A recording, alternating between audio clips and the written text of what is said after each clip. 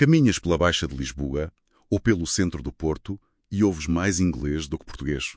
As fachadas estão renovadas, as luzes estão acesas. Mas quem é que vive lá dentro? Portugal tornou-se o destino do sonho do mundo. Mas para muitos portugueses, viver no próprio país tornou-se um pesadelo financeiro. Bem-vindo a este especial do conhecimento de ASI. Hoje vamos dissecar a crise da habitação, entre o turismo que nos salva e o custo de vida que nos expulsa. E a nossa missão para esta exploração a fundo não é procurar vilões fáceis ou apontar o dedo sem critério, não é? Vamos olhar para a evidência pura. Exatamente. Sem demagosias. Pois, temos à nossa frente relatórios, dados super aprofundados, desde os estudos da Fundação Francisco Manuel dos Santos e do ISCT, até aos relatórios da nova SBE. O objetivo aqui é mesmo dissecar a anatomia desta crise. Perceber os mecanismos económicos que transformaram as nossas cidades. Certo. Vamos lá desembrulhar isto. Porque, para quem nos acompanha e sente o peso da renda ou da prestação ao banco ao fim do mês... Que é a maioria das pessoas, claro. Pois é. É muito fácil olhar para o momento atual e assumir que o mercado imobiliário sempre foi este campo de batalha impiedoso. Sim, mas não foi. De todo. Exato, e não podemos entender os preços estratosféricos de hoje sem olhar para o espelho retrovisor. O país era radicalmente diferente há pouco mais de uma década. Eu gosto muito de usar a analogia do pêndulo gigante. A analogia do pêndulo é perfeita para ilustrar o caso português, sim. Porque antes de 2011, esse pêndulo estava completamente encravado num extremo sombrio. O do abandono quase total. Tínhamos quarteirões inteiros nos centros históricos em ruína absoluta. Completamente. Prédios devolutos, telhados a abater em zonas nobres de Lisboa, do Porto. E havia um motivo mecânico para isso. Décadas de rendas congeladas, não é? Pois, claro. Havia senhorios a receber 5 ou 10 euros por mês, o que significava que pura e simplesmente não havia dinheiro nem incentivo para obras. Nem para arranjar um telhado, quanto mais reabilitar um edifício inteiro. E depois, quase num piscar de olhos, o pêndulo balança com uma força brutal para o extremo oposto. Uma hiperturistificação feroz, não é? Reabilitação a todo o gás e preços ao nível das capitais mais ricas da Europa. Como é que damos este salto tão abrupto? A força que empurrou esse pêndulo tem um nome, que é a necessidade absoluta de sobrevivência económica. Certo, o contexto da Troika. Exatamente. Recuemos a 2011. Portugal estava sob intervenção, o Estado asfixiado financeiramente e o país precisava desesperadamente de atrair capital estrangeiro. O mercado estava gripado. Gripadíssimo. É nesse contexto de emergência nacional que surge a chamada Lei Cristas, em 2012. O mecanismo central era a liberalização do mercado de arrendamento. Descongelar as tais rendas de 5 euros. Exato. Dar flexibilidade aos proprietários para voltarem a investir, dinamizar a reabilitação urbana. E, paralelamente a essa mexida, estendemos também as passadeiras vermelhas a que a vinha de fora, certo? Criou-se um menu de incentivos muito agressivos. Sim, os famosos vistos gold, por exemplo. Que davam residência em troca de investimento. Sim. E, simultaneamente, o Estatuto de Residente Não Habitual, o RNH, que dava benefícios fiscais enormes durante 10 anos a reformados abastados e profissionais altamente qualificados. Mas atenção, esperem aí. Porque fala-se tanto nos vistos gold como os grandes vilões da nossa história, os sugadores de casas. Mas os dados confirmam isso? O que é fascinante aqui é precisamente isso. Os números forçam-nos a olhar para além do bode expiatório fácil, sabes? Porque a matemática não bate certo com essa narrativa. Não bate mesmo. Os dados mostram que os vistos gold representaram apenas 3,5% do investimento imobiliário total na última década. 3,5%. Exato. Para colocar isto em perspectiva prática, em 2022 foram concedidos 1.888 vistos. Ok. E quantas casas se venderam? Nesse mesmo ano, venderam-se 167.900 imóveis.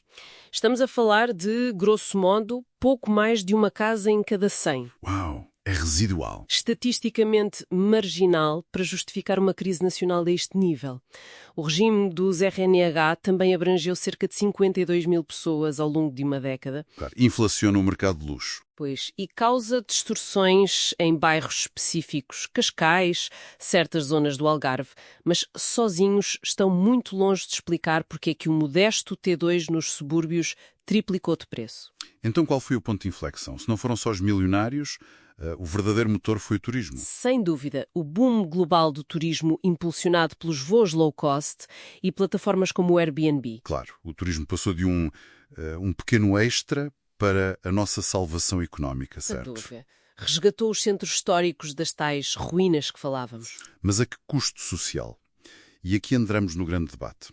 A reabilitação começa a roçar a gentrificação. Vamos olhar para os dois lados desta moeda. Vamos a isso. Argumento pró-investimento e defesa do alojamento local.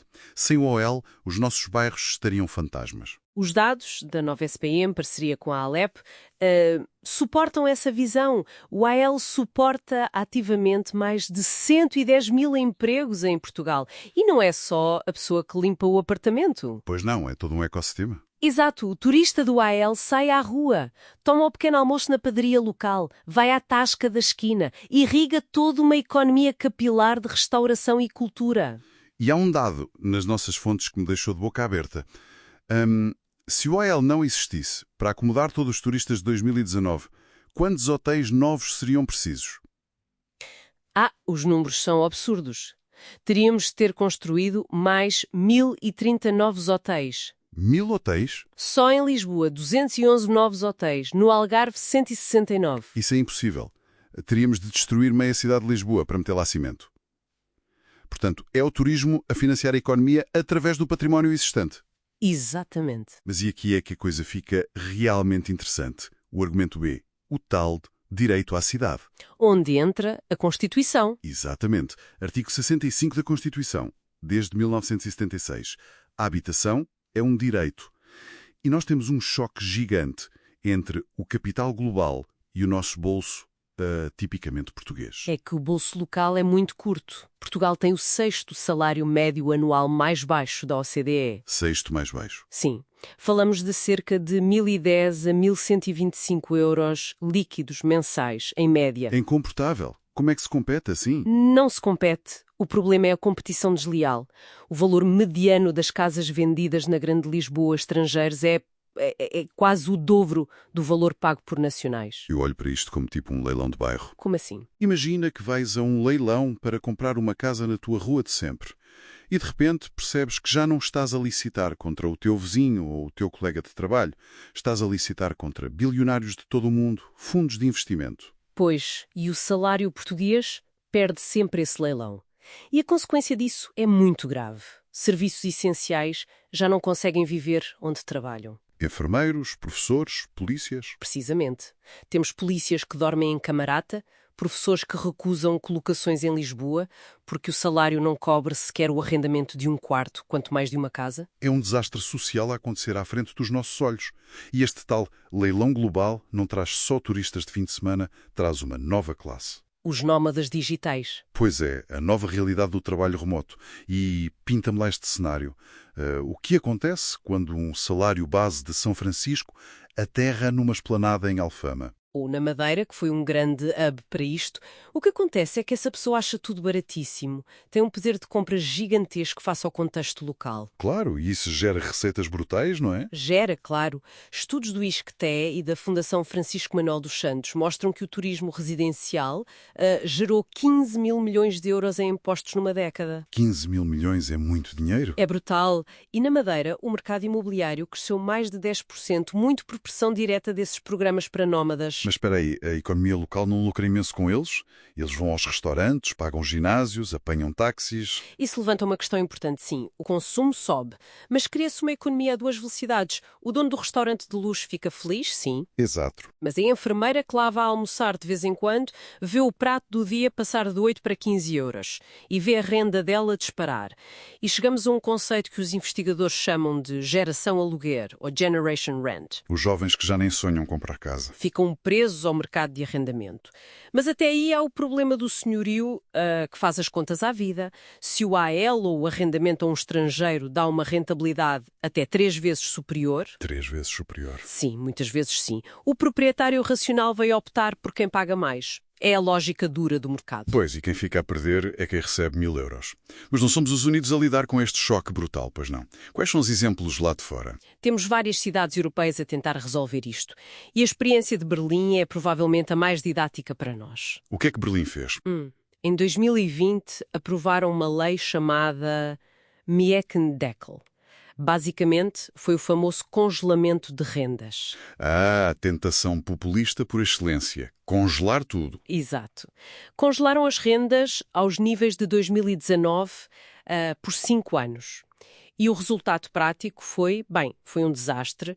Em 2021 foi declarada inconstitucional. Mas antes de ir a tribunal, o que é que aconteceu na economia local? Os estudos indicam que o congelamento fez com que os investidores fugissem.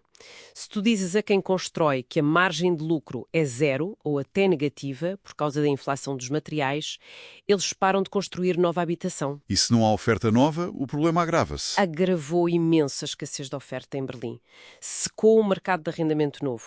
Ok, congelar é má ideia. E Barcelona? Ouvi dizer que lá foram por outro caminho. Barcelona foi mais punitiva.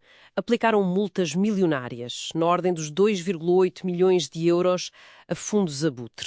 Fundos abutre. Sim, fundos de investimento que compram prédios inteiros e os mantêm vazios pura e simplesmente para especulação. Espera, mas compensa ter um prédio vazio, sem ninguém a pagar renda? Compensa se a valorização anual do imóvel for gigantesca. Dá muito menos trabalho ter um prédio vazio, à espera de ser revendido 3 anos depois por mais 20%, do que lidar com 50 inquilinos, contratos e manutenção. Surreal. O imóvel deixa de ser uma casa e passa a ser uma barra de ouro no cofre. E a realidade portuguesa? Como é que estamos a tentar remendar isto? O pacote mais habitação, as novas medidas... Então, o que é que isto tudo significa na prática nacional? Temos o Estado a tentar intervir, por exemplo, a medida do IVA reduzido a 6% na construção de habitação acessível.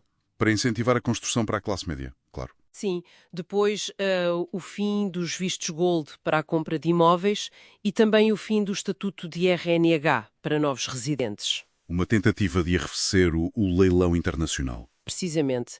E depois há medidas sobre a oferta, como a cedência de imóveis públicos devolutos para a habitação e até a alteração da lei dos solos. Sim, vi isso. Solos rústicos onde agora se facilita a construção, certo? Exato. Solos que antes não podiam ter construção podem agora ser usados para habitação a custos controlados. E essas medidas chegam?